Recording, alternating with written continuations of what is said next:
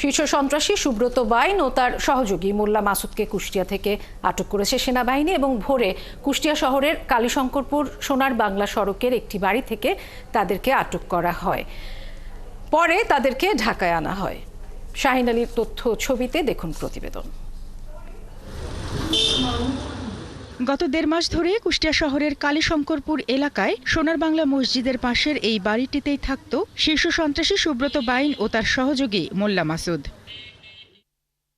স্থানীয় বাসিন্দারা জানান ১.৫ মাস আগে এই বাড়ির নিচতলা ভাড়া নেয় ২ যুবক। ভাড়া নেয়ার পর থেকে বাড়ির দরজা জানালা খোলা হয়নি কখনো। তবে আজ ভোরে তালা ভাঙার শব্দ পেয়ে তারা দেখতে পান সেনাবাহিনীর সদস্যরা বাড়িটি ঘিরে রেখেছে।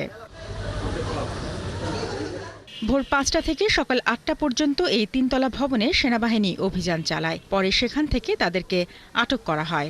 সকালে দেখলাম আমরা ঘুম থেকে উঠে যে বহুত সেনাবাহিনী এসে দুজনের ধরে নিয়ে চলে গেল। কুষ্টিয়া টাউনে দেখিনি আজও, এই প্রথম এই ফার্স্টে আমরা দেখছি। সেজন্য একটা ভয়, আমি ফার্স্টে দেখেছি, আমি তো ভয়তে সেগুনই আমার ভয় করছিল।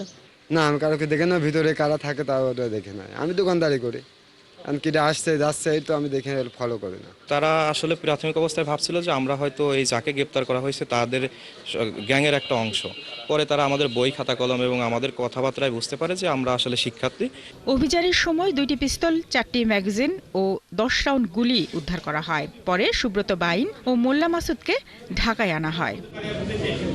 শারমিন স্বপ্না, ৭১।